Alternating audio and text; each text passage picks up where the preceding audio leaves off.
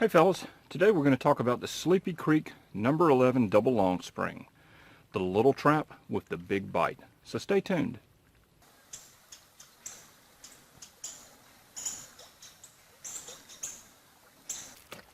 Today's video is a request from a viewer. A good friend of mine by the name of Nick recently bought some Sleepy Creek number 11 double long springs and was asking for some guidance on the best way to use them. So I thought that was a great idea for a video because personally I love long spring traps. They bring back a sense of nostalgia. They last a long time. The springs, even when the springs get weak, they hold good. And the little number 11 trap is famous in the trapping world. Probably no other trap generates as much controversy as the little number 11 because there are people that love the number 11 and claim all kind of feats for it, and then there are people that really poo-poo it because it's such a small trap. It only has a 4-inch jaw spread, so it is a tiny trap, and there's a lot of people that don't like it because of that. So what I want to do today is sort of give you my opinion on the little number 11 and show you a couple of ways that this trap can be used and used very effectively. Now this is a relatively new Sleepy Creek number 11. It has a 4-inch jaw spread, and of course being a double long spring it has the 2 long springs. It comes with your standard chain setup. It's got a swivel on it, it's got a ring, it's got a drowner lock, and it is center swivel, which we're going to talk about that in a little bit. There are people that really like that and there are people that really hate it. Personally, on a long spring I don't like a center swivel. I like an end swivel, but we'll talk about that in a second. And one of the good things about this trap is the pan. It's got a very nice pan arrangement. So let's take a look at that. And one of the first things to learn when you're fooling with long spring traps is how to set them. These smaller long springs are, to me, they're very easy to set. What you want to do is just put them over your knee. And you want to make sure that you have the dog facing towards the end of your knee and not up towards your thigh. And at this point, you simply compress the springs. Now the key takeaway is to notice how I've got these springs angled downwards. They're not sticking straight out. I've got them pushed down in a way. That lets me open the jaws up, flip that dog over, and engage the pan. The next thing is you want to rotate those jaws towards the dog. And what that's going to do is that's going to allow that loose jaw to lay flat. If you don't do that, see, that jaw is going to tend to pop up because of the way these springs are made. So when you rotate, you want to rotate those springs towards the dog right there. The next thing to look at is the pan. Now one thing that I don't like is how narrow and small these little pans are. I've really come to prefer larger pans. But this is a new model Sleepy Creek, and this is what you would get if you ordered one today. Now the good thing on this pan is you can see how that's bent over. That's a very solid, very sturdy pan, and you can see it has a little notch right there. Now as I go down, as I depress that pan, you can see there's a gap there, and that allows you to see just how much travel you have left before the trap is going to fire, before it releases that dog. And so that right there is about what you would want, and you can see that everything is nice and level. That trap's ready to go. And of course, to handle it safely, you just put your thumb up under the loose jaw, and then you can trigger the trap. And that's all there is to it. This number 11 is probably 15 years old. There is no telling how many animals this little trap has caught. And there is absolutely nothing wrong with it. It is as good today as the day I bought it 15 years ago. When you think about how much food this little device can provide, it's mind-boggling. When you think about the fact that I probably paid, I don't know, 15 years ago, probably $6, $5 for this trap, and over the course of 15 years, and an expected lifespan, this will go to my son. This trap will go down to my son and he will use it. And you think about how much fur and how much food this thing has provided. The economics are staggering when you compare it to deer hunting or anything else, fishing or anything like that. And that's something that a lot of people really don't appreciate. But now the only thing that I've done to this trap, as you can see, I've added this big pan. This is an expanded pan. It's a big size pan, and I buy these from Wind River. It's either Wind River Traps or Windy River Traps, and I will put a link to their site down at the bottom. These things sell for $20 a dozen, and these are what's known as flapper pans, and they make two different types, the flapper and the single post. You can see the flapper has no pan tension, which is something that I prefer on this trap. Everybody has their own opinion on that. But that's what they call a flapper style pan. Now let me open this up with the expanded pan and show you the expanded pan compared to the factory pan. Let's compare those two right quick. Now on top we have a brand new factory Sleepy Creek number 11, and that's the factory pan right there. 4-inch jaw spread, and you can see how much area that covers.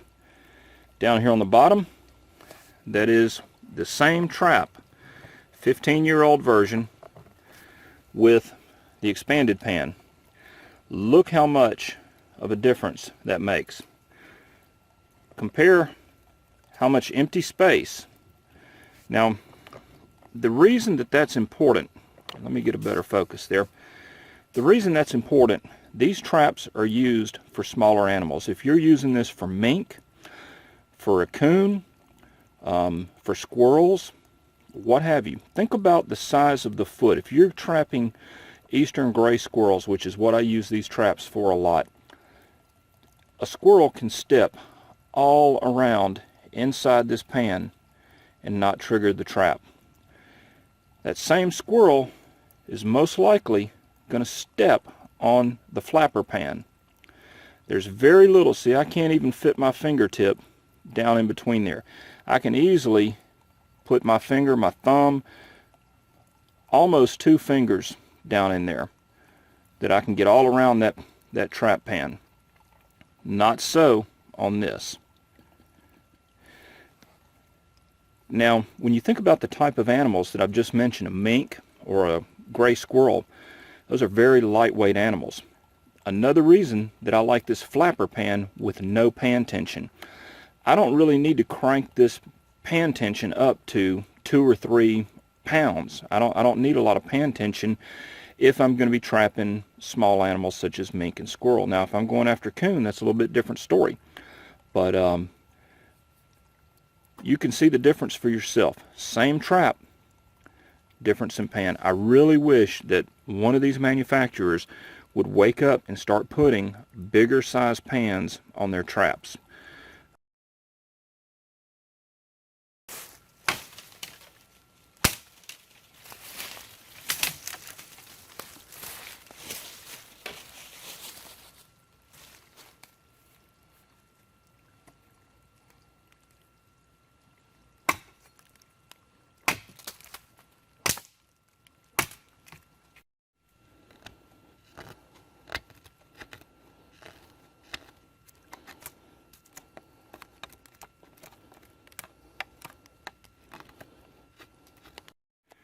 Now at this point I've cut my pole and I have wired it to the tree, just a 14 gauge tie wire, just get it on there where it's not coming off.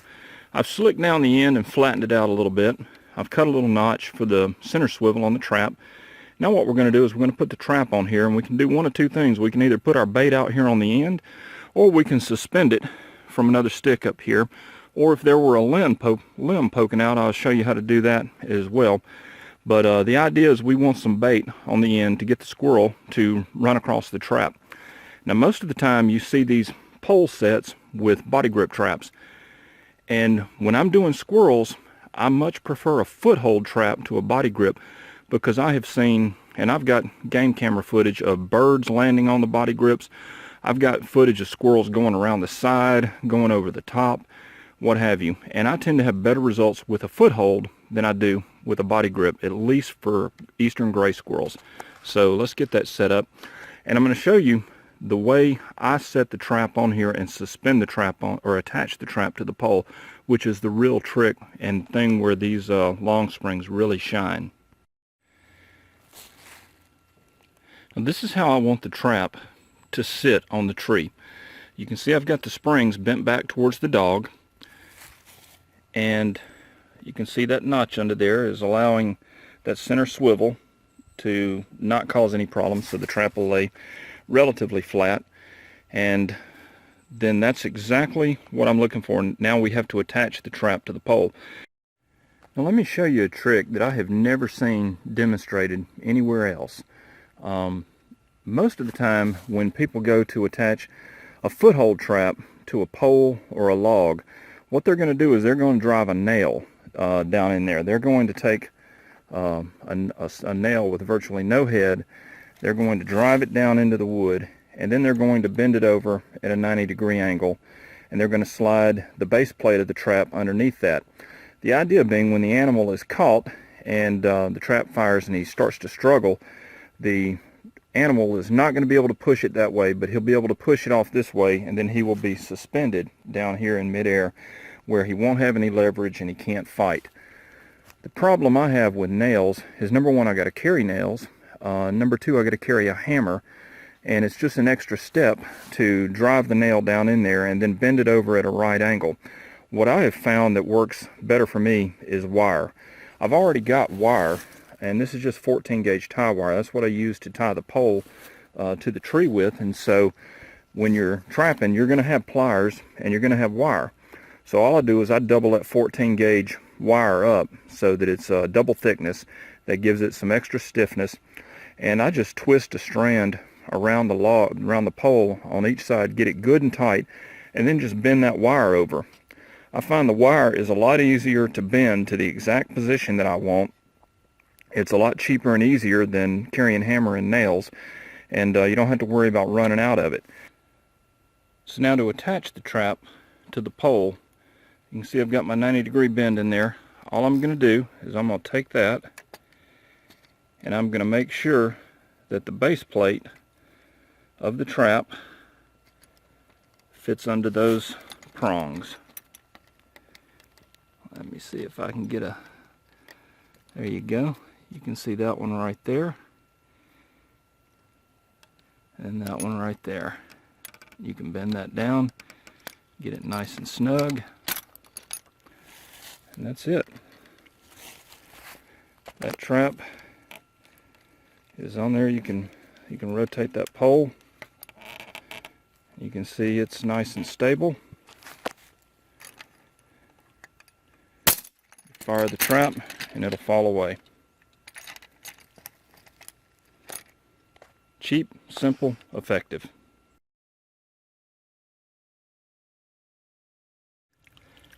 Now another great place for a double long spring is in a pocket set. This is just a natural gap in the bank here, and if I were going to set for mink or coon, what I could do is simply pin my bait back up in there, give it a squirt of fish oil, and then I want to bed my trap in front of it.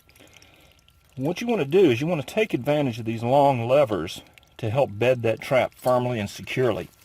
So what I'm going to do is I'm going to wedge that thing up in there, and then I'm going to push out with the springs and push the springs into the mud. Just like that. Now you can see that trap is in there and it's bedded rock solid. Those long springs are serving as levers that I've pushed up into the mud to stabilize that trap. So that coon can step all over that and it's not going to rock or move until he steps on it. Well, fellas, I hope that was useful. I really like the Sleepy Creek number 11s. I've used them for years and years and years, and they're excellent traps. They're not the world's best trap. I'm not a tiny trap club fanboy or anything like that, but they do have their place, and what gets in them stays in them. As far as the pole sets, they look like a lot of work, and up front they are, but you can go in if you have a place that you regularly hunt or you regularly hike, you regularly visit. You can go in the off season and you can put up a dozen or 2 dozen of those spots, and then you can have them all pre-rigged with the wire and everything, and all you got to do is come along and attach your trap and slide it up under the 2 prongs, put some bait on the end of it, and you're good to go. Very simple. They last You can use them season after season as long as your poles stay good. So it's kind of an investment that you do up front. But anyway, hope that was worth watching, and we'll see you next time. Thank you.